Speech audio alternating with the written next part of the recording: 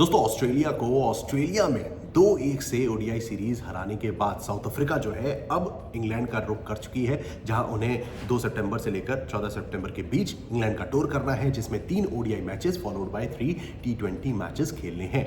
अब इस टूर की शुरुआत कल यानी कि 2 सितंबर से हो रही है, जहां पहला ओडीआई मुकाबला खेला जाएगा इंग्लैंड और साउथ अफ्रीका के बीच लीड्स के हेडिंग्ले मैदान में। अब दोस्तों ये जो मुकाबला है 5:30 बजे से इंडियन टाइमिंग के अनुसार शुरू होगा।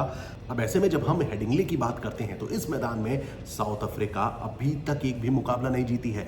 4 मैचेस इन्होंने यहां पर खेले हैं और सभी मैचेस में हार का सामना करना पड़ा। एक मैच तो खैर नो रिजल्ट रहा था, उसके अलावा 3 मैचेस जो है वो इंग्लैंड के नाम रहे हैं। ऐसे में भाई ये जो अपकमिंग मुकाबला है इसकी लेटेस्ट अपडेट्स, फैक्ट्स और स्टैट्स से भरपूर इस वीडियो में सबसे पहले तो मैं आपका स्वागत करता हूं। दोस्तों इस वीडियो के दौरान मैं आपको ऐसी तमाम इंपॉर्टेंट और लेटेस्ट अपडेट्स प्रोवाइड करूंगा जिससे आप इस अपकमिंग कॉन्टेस्ट का एक बेहतर आकलन कर सकेंगे। तो चलिए बिना समय गवाए शुरुआत करते हैं पिच रिपोर्ट के साथ। हेडिंग्ले के मैदान पे टोटल 44 ओडीआई मैचेस अभी तक खेले गए हैं, जिसमें से 18 मुकाबले पहले बल्लेबाजी करते हुए जीते गए हैं और 26 मुकाबलों में सेकंड बैटिंग करने वाली टीम का पलड़ा भारी रहा है, जहां पे एवरेज स्कोर 234 का नजर आता है। लोएस्ट स्कोर इंग्लैंड ने बनाया 93 रन, हाईएस्ट स्कोर भी इंग्लैंड के नाम रहा है 351 रन। अब यहां पर स्कोरिंग पैटर्न पे गौर कर लेते हैं। फर्स्ट इनिंग के कैसे स्कोर रहे हैं वो बेहतर तरीके से आप अब समझ पाएंगे। 14 बार जो है स्कोर 200 से नीचे, 11 बार स्कोर 200 से 249 के बीच, 13 बार स्कोर 250 से 299 के बीच और 6 बार स्कोर 300 पार गया है। यानी कि एक आप एवरेज लगाएं तो 250 के आसपास स्कोर यहां पर किया जा सकता है फर्स्ट इनिंग द्वारा।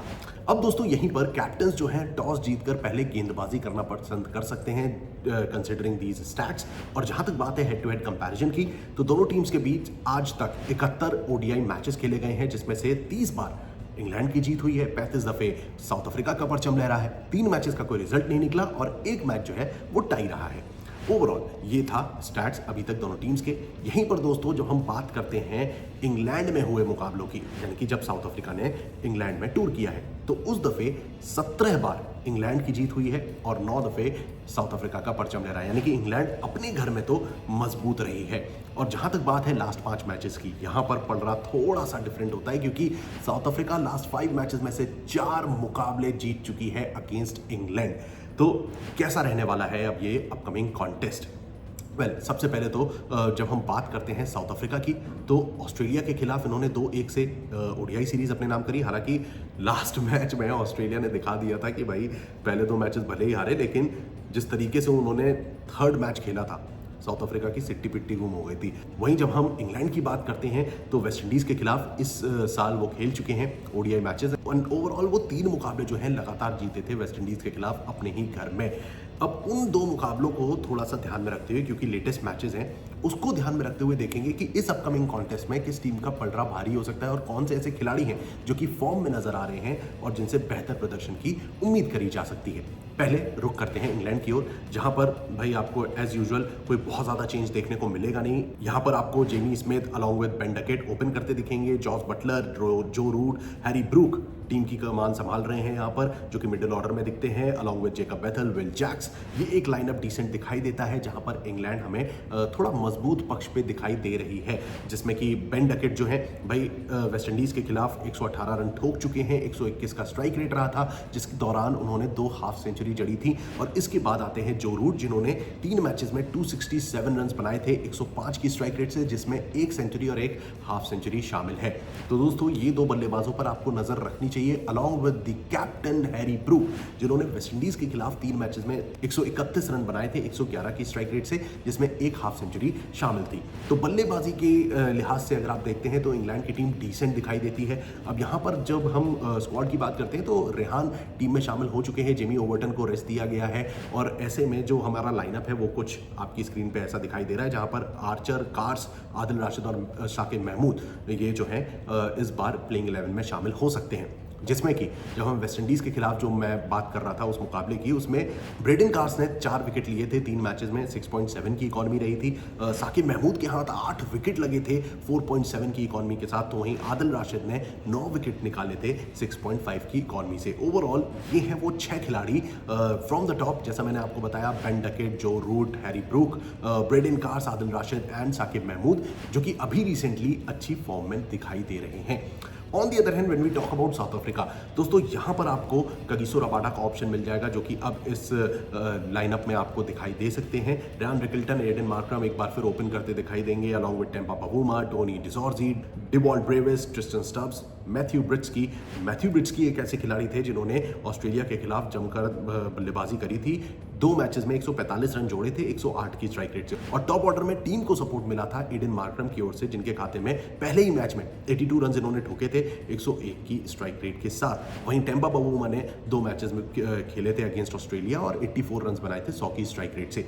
इन 3 बल्लेबाजों पर आप नजर रख सकते हैं। हालांकि Ryan Rickelton is in good form, Tony de Zorzi भी भाई थोड़े इनकंसिस्टेंट है, लेकिन ही कैन स्कोर रन, और डिवॉल्ट ब्रेविस पर सबकी नजरें एक बार फिर रहने वाली हैं। तो लाइनअप लुक्स गुड, जहां पर ट्रिस्टन स्टब्स तक का टीम के पास एक अच्छा बैटिंग लाइनअप मौजूद है।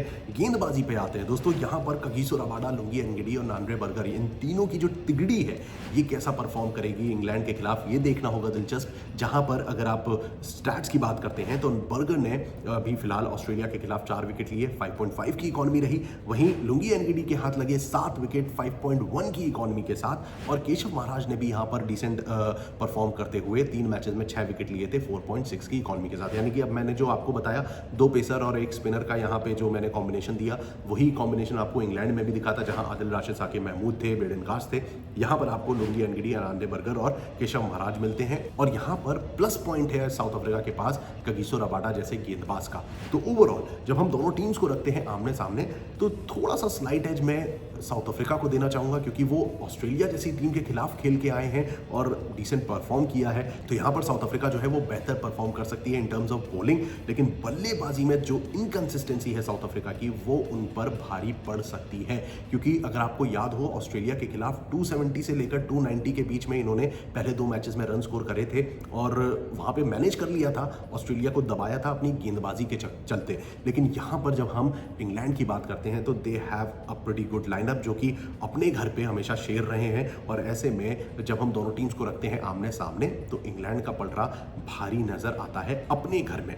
इस बारे में दोस्तों आपका क्या ओपिनियन है? क्या साउथ अफ्रीका यहाँ पर भी वही मंजर दिखा सकती है? क्योंकि लीड्स में अभी तक साउथ अफ्रीका जीती नहीं है, 4 में से एक भी मुकाबला साउथ अफ्रीका यहाँ पर नहीं जीती है। तो can they make a history in the very first match against England? Opinion आपका क्या है? कमेंट सेक्शन में जरूर बताइएगा। और अगर आपने अभी तक CLG को सब्सक्राइब नहीं किया है तो फटाफट से क्रिकेट लाइन गुरु को सब्सक्राइब करें, और वही नोटिफिकेशन की घंटी बजाना ना भूलें, जिससे आप मुकाबलों से जुड़ी, मैचेस से जुड़ी कोई भी अपडेट्स मिस ना करें और आपको कहीं भटकना ना पड़े। So stay tuned and keep watching cricket line Guru.